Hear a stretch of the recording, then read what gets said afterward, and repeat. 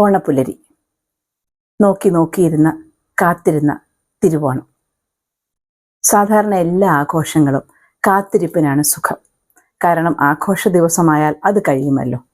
എന്നാൽ ഓണം മാത്രം തിരുവോണ ദിവസം കഴിഞ്ഞാലും 3-ാം ഓണം, 4-ാം ഓണം അങ്ങനെ തുടരുന്ന ആഘോഷങ്ങളാണ്. ആറന്മുളയിലെ ഉത്രട്ടാതി വള്ളംകളി, അതിനുശേഷം നീലമ്പേരൂർ പടയണി, പിന്നെ ഓച്ചിറ കെട്ടുകാള. അതോടുകൂടിയാണ് ഓണാഘോഷങ്ങൾ തീരുന്നു എന്ന് നമുക്ക് തികച്ചും പറയാനാവുന്നത്. എല്ലാവർക്കും കടുപ്പത്തിലൊരു കഥയിലേക്ക് സ്നേഹത്തോടെ സ്വാഗതം. ഹൃദയം നിറഞ്ഞ തിരുവോണ ആശംസകൾ. മലയാളികളുടെ ആഘോഷങ്ങളിലും ആചാരങ്ങളിലുമൊക്കെ ആഹാരത്തിന് ഒരു പ്രമുഖ സ്ഥാനമുണ്ട്. തിരുവോണമായാൽ ഓണസദ്യ, വിഷുവിന് വിഷുക്കട്ട, തിരുവാതിരയ്ക്ക് തിരുവാതിരപ്പുഴുക്ക്, കറുത്തവാവിന് വാവട. ഇങ്ങനൊരു ലിസ്റ്റ് തന്നെ നമുക്ക് ആലോചിച്ചെടുത്താൽ ഉണ്ടാവും. ഈ ആഹാര രീതികളൊക്കെ തന്നെ നമ്മുടെ കാർഷിക സംസ്കാരവുമായി ബന്ധപ്പെട്ടതാണ്. ഓണം വരാറായി എന്ന് കേൾക്കുമ്പോൾ നമ്മുടെ മനസ്സിലേക്ക് ഓടിയെത്തുന്ന ഇമേജറികളിൽ പ്രധാന സ്ഥാനമാണ് ഓണസദ്യക്ക്. ഓണത്തിൻ്റെ ഒരു പ്രധാന ആകർഷണം സദ്യയാണ് എന്ന് പറഞ്ഞാലും തെറ്റില്ല. നല്ല ആഹാരം ഇഷ്ടപ്പെടാത്തവർ ചുരുക്കമാണ്, അല്ലേ? കാണം വിറ്റും ഓണമുണ്ണണം എന്ന നമ്മുടെ പഴമൊഴിയൊക്കെ തന്നെ കേരളീയരുടെ ആഹാരപ്രിയത്തെ കാണിക്കുന്നതാണ്. കേരളത്തിൽ അങ്ങോളം ഇങ്ങോളം ഓണസദ്യയിലും പാചകത്തിൻ്റെ കാര്യത്തിലും വിളമ്പുന്നതിലുമൊക്കെ വ്യത്യാസങ്ങളുണ്ട്. ആയുർവേദ വിധി പ്രകാരം ശരിയായ ഒരു സദ്യയിൽ എരിവ്, ഉപ്പ്, പുളി, മധുരം, ചവർപ്പ് എന്നിവയുടെയൊക്കെ ഒരു ശരിയായ മിശ്രണം ഉണ്ടാവണം. നമ്മുടെ സദ്യകളുടെ വിഭവങ്ങൾ നോക്കിയാൽ നമുക്ക് മനസ്സിലാകും ഈ രസങ്ങളുടെ കൃത്യമായ ഒരു ബാലൻസ് പാലിക്കുന്നത്. വിളവെടുപ്പ് കഴിഞ്ഞുള്ള ആഘോഷമായതുകൊണ്ട് ഓണസദ്യക്ക് മുൻപൊക്കെ പുതിയ നെല്ലുകുത്തി പുന്നല്ലരിയുടെ ചോറാണ് വിളമ്പിയിരുന്നത്. എല്ലാ മലയാളിക്കും അറിയാവുന്ന ഓണസദ്യയുടെ വിഭവങ്ങൾ എന്താണ് എന്ന് ഒരിക്കൽ കൂടി നമുക്കൊന്ന് നോക്കി വരാം. സദ്യ വിളമ്പുന്നതിനും ഉണ്ണുന്നതിനുമെല്ലാം അതിൻ്റെതായ ചിട്ടകളുണ്ട്. നിലവിളക്ക് കത്തിച്ച് ഗണപതിക്ക് എല്ലാ വിഭവങ്ങളും നൽകിയ ശേഷമാണ് ഓണസദ്യ മാത്രമല്ല ഏത് സദ്യയും നമ്മൾ ആരംഭിക്കുന്നത്. വിളക്കത്ത് വെക്കുക എന്നാണ് ഇതിനു പറയുന്നത്. സാധാരണയായി തൂശനിലയിലാണ് സദ്യ വിളമ്പുന്നത്. ഇരിക്കുന്ന ആളുടെ ഇടത്തുവശത്തായി ഇലയുടെ തുമ്പ് വരത്തക്ക രീതിയിലാണ് ഇലയിടേണ്ടത്. ഇലയിൽ ആദ്യം വിളമ്പുന്നത് ഉപ്പാണ്. പിന്നീട് ഉപ്പേരികൾ, തൊടുകറികൾ, പഴം, പപ്പടം തുടങ്ങി ഓരോ വിഭവങ്ങൾക്കും അതാതിൻ്റെതായ സ്ഥാനം ഇലയിലുണ്ട്. ഉലുവ ധാരാളം ചേർത്ത ഉലുവ മാങ്ങക്കറിയും, വ്യത്യസ്ത രുചിയുള്ള വടുകപ്പുളി നാരങ്ങയും, 101 കറിക്ക് സമാനമായ ഇഞ്ചിക്കറിയും, വടക്കൻ പ്രദേശങ്ങളിൽ ഇത് പുളിയിഞ്ചിയാണ്. ഇതൊക്കെ ഓണസദ്യയുടെ മാത്രം തൊടുകറികളാണ്. ആദ്യം നമ്മൾ സദ്യക്ക് വിളമ്പുന്നത് പരിപ്പും നെയ്യുമാണ്. ചൂടുള്ള ചോറിൽ പരിപ്പും നെയ്യും ചേർത്ത് പപ്പടവും ചേർത്ത് കുഴച്ച് കഴിച്ചാണ് സദ്യ തുടങ്ങേണ്ടത്. ഓണസദ്യയിലെ താരമാണ് അവിയൽ എന്ന് പറയാം.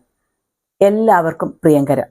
വിവിധ ഇനം പച്ചക്കറികളുടെ കൂടിച്ചേരലായ അവിയലിൽ ചേരാത്തതായി ഒരു കഷ്ണവുമില്ല എന്ന് പഴമക്കാർ പറയാറുണ്ട്. ഇന്നത്തെ നിലയ്ക്ക് നോക്കിയാൽ വിവിധ പച്ചക്കറികൾ ഉള്ള അവിയൽ ന്യൂട്രീഷൻ ഫാക്ടർ കൊണ്ട് സമ്പന്നമാണ്, പോഷക സമൃദ്ധം.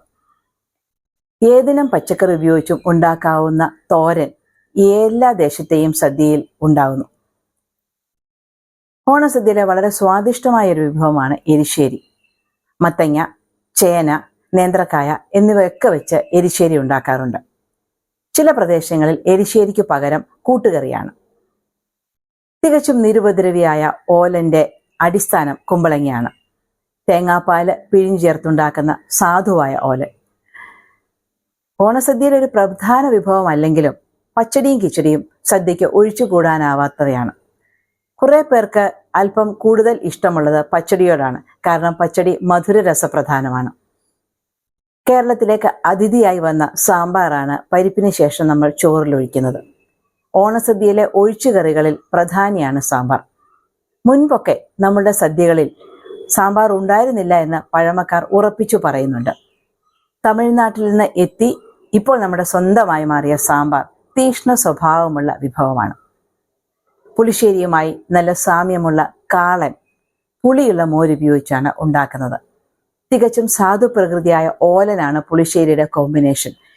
നമ്മൾ ആദ്യം പറഞ്ഞ രസങ്ങളുടെ ആ ഒരു മിശ്രണം നമുക്ക് കൃത്യമായി മനസ്സിലാകുന്നത് പുളിശ്ശേരിക്കൊപ്പം ഓലൻ കഴിക്കുമ്പോഴാണ്.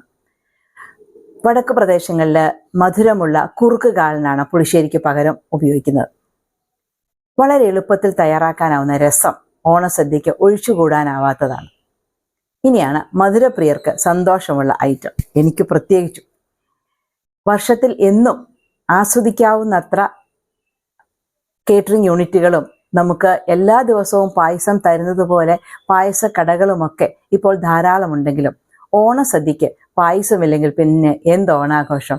അടപ്രഥമൻ, പരിപ്പ്, പഴം തുടങ്ങിയ ഒന്നാം നമ്പർ താരങ്ങൾക്കൊപ്പം തന്നെ പാലട, സേമിയ, പാൽപ്പായസം തുടങ്ങിയവയും വിളമ്പാറുണ്ട്. പലയിടങ്ങളിലും ഇപ്പോൾ 2 പായസമാണ് ഓണത്തിന് പതിവ്. വിവിധ നിറങ്ങളിലെ വിഭവങ്ങൾ ചിട്ടയൊപ്പിച്ച് വിളമ്പിയ ഇല നിറങ്ങളുടെ കൃത്യമായ മിശ്രണം കൊണ്ട് കാഴ്ചയ്ക്ക് മനോഹരമാണ്. ആഹാരം ആദ്യം കണ്ണിനെ ആനന്ദിപ്പിക്കണം എന്ന് പറയുന്നത് എത്ര ശരിയാണ് എന്ന് നമുക്ക് തോന്നിപ്പോകും. ഇങ്ങനെ പലതരത്തിലുള്ള കൃത്യമായ ചിട്ടവട്ടങ്ങൾ എല്ലാ ദേശത്തെയും സദ്യക്കുണ്ടാവും. ഇനി ഒരു നൊസ്റ്റാൾജിയ പറയട്ടെ. ആഹാരം പാഴാക്കരുത് എന്ന കൺസെപ്റ്റ് എല്ലാവർക്കും അറിയാവുന്നതാണ്. ഫ്രിഡ്ജൊക്കെ വ്യാപകമാവുന്നതിന് മുമ്പ് ഏതൊരു സദ്യയും നടത്തിക്കഴിഞ്ഞ് ബാക്കി വരുന്ന ആഹാര സാധനങ്ങൾ ഒക്കെ കൂടെ ഒരു കൽച്ചട്ടിയിൽ നേരിയ തീയിൽ തിളപ്പിച്ച് വെള്ളം വറ്റിച്ച് പിറ്റേ ദിവസത്തേക്ക് ഉപയോഗിക്കുമായിരുന്നു. ഇതിന് പഴംകൂട്ടാൻ എന്നാണ് പറഞ്ഞിരുന്നത്. ഫ്രിഡ്ജൊക്കെ വന്നതിന് ശേഷവും സദ്യ കഴിഞ്ഞാൽ എൻ്റെ അമ്മ ഇതുപോലെ തന്നെ എല്ലാം ഒരു കൽച്ചട്ടിയിലിട്ട്, എല്ലാ കൂട്ടാനുകളും ചോറുണ്ടാവില്ല, കൽച്ചട്ടിയിലിട്ട് തിളപ്പിച്ച് ഉണ്ടാക്കുമായിരുന്നു. അസാധ്യ രുചിയാണ് കേട്ടോ. നിങ്ങളുടെ അടുക്കൽ ഒരു കൽച്ചട്ടിയോ മൺചട്ടിയോ ഉണ്ട് എങ്കിൽ ഇത്തവണ ഒന്ന് പരീക്ഷിച്ച് നോക്കാവുന്നതാണ്. ഒരു കാര്യം മാത്രം ശ്രദ്ധിക്കുക, ചെറിയ തീയാകാവുള്ളൂ, വെള്ളം മുഴുവൻ വറ്റിത്തീരുകയും വേണം. ഉത്തര കേരളത്തിൽ പലയിടങ്ങളിലും ഓണസദ്യക്ക് മത്സ്യമാംസ വിഭവങ്ങൾ സാധാരണമാണ്. കാലങ്ങൾ എത്ര മാറി മറിഞ്ഞാലും കേരള തനിമ ഉയർത്തിക്കാണിക്കുന്ന ആചാരങ്ങളും അനുഷ്ഠാനങ്ങളും ഒരു കാലഘട്ടത്തിന്റെ ഇമേജറിയായി ഏതൊരു മലയാളിയുടെയും മനസ്സിലുണ്ടാവും. പറഞ്ഞിരുന്ന് സമയം കളയാതെ ഇനി ഞാനും സദ്യയുടെ ഒരുക്കുവട്ടങ്ങളിലേക്കൊക്കെ കയറട്ടെ. പുറത്തിരുന്ന് കാക്ക കരയുന്നുണ്ട്, ഊണായില്ലേ എന്ന് ചോദിക്കുന്നത് പോലെ.